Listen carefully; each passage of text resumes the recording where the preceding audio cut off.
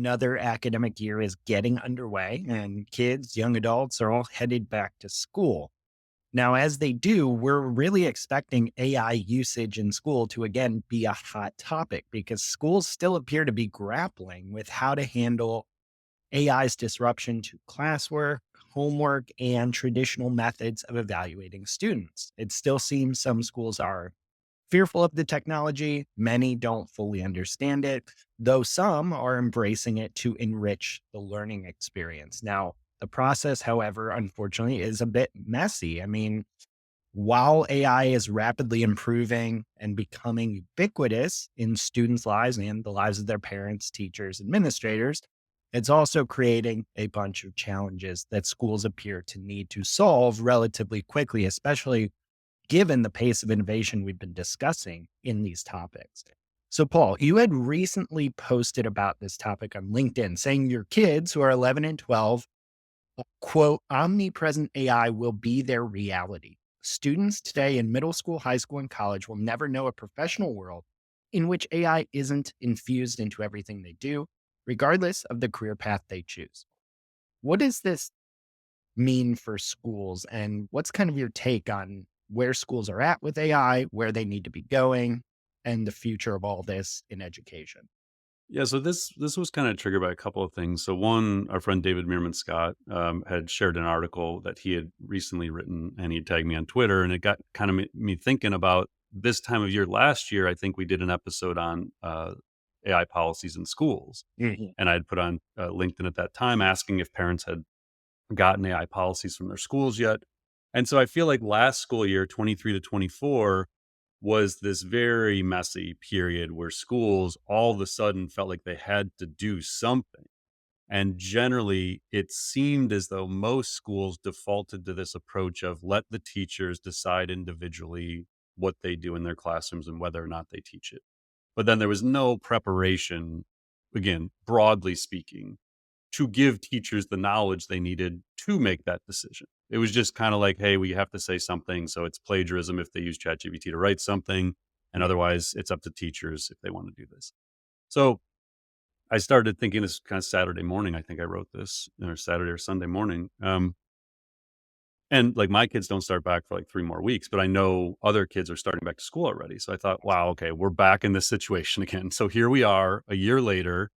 Maybe policies have advanced. Maybe there's been some education and training provided to teachers at different levels.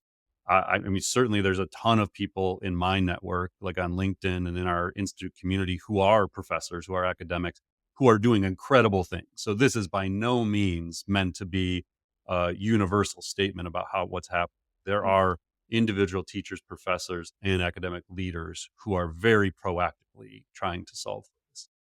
But broadly speaking, as a parent of 2 middle school children, and my children go to a wonderful school, they're not taught this stuff. And there's this fine line I have to walk as a parent who understands deeply what's possible of what do I teach my kids and when? How do I empower them to use these tools? And so I've been very selective in doing it, but I've found in recent months, especially over this summer, I've been way more proactive in integrating AI tools into their learning. And so not just their learning, but just their overall experiences. Like my kids have incredible imaginations. It's still amazing to me, like how their minds work, how they invent characters and stories and games and things like this. And so I've started using these tools to assist them. So like my son was trying to create like names for Pokemon characters. And so he had these ideas of what this Pokemon would do. And so we used ChatGPT and like, okay, what are some other names we could come up with? And then be like, okay, what could this character look like? And we would go in and do things like that. I've taught them how to use Perplexity, but how to use it where they're evaluating and verifying the sources of the information. So, I mean, my daughter could tell you this over and over again. Like, every time she comes to me with something, it's like, Dad, I vetted the sources. Here's where they're from. Like, I double checked it, and so like they know at this age to all already do this. And so, my whole point of this post on LinkedIn was like, as parents, we have an obligation to prepare our kids for the future, whether their schools are ready to do it or not. It is more likely than not, your school that your kids go to, whether it's middle school, high school, maybe into college, isn't going to be overly proactive. They are more likely to say it is cheating or plagiarism or that they're not allowed to use these tools. And I feel like that's just the wrong approach. I feel like when they get out of school or when my kids go to high school or when they go on to college, they're going to be required to use these tools 1, 2, 3 years out. So why would we prevent them from learning these things? And so, like I put in the post, like what I tell my kids all the time is these tools are never a replacement for your own imagination, creativity, or critical thinking. And so when they use them, they will actually come back to me and say, "Well, here's what I did first, and then I used it to do this." So like Yeah. they get it, and they're 11 and 12. Like these kids at all levels, if you teach it properly, they will learn how to be responsible in their use. If you tell them no, they're just going to find ways to do it without telling you they did it. And so I feel like, as a parent, it's just being proactive, accepting that your children are going to use these tools. These tools are going to be embedded into the social platforms they have access to or eventually have access to, whether it's an Instagram or a Snapchat or a WhatsApp or like whatever these kids are using these days. The tools are going to be there anyway. Yeah. Rock, if they're on Twitter, like so I just feel like as parents, we need to be, responsible for being proactive and integrating it into their lives. And then ideally academics, if you're involved at any level, to again, raise your hand and be the one that says like, okay, let's get our teachers educated. And that was kind of the plea I made in the post is AI literacy for teachers, like teach the teachers. If we're going to put this responsibility on teachers at all levels to be the ones to make these decisions, at least give them the knowledge of what it is they're deciding.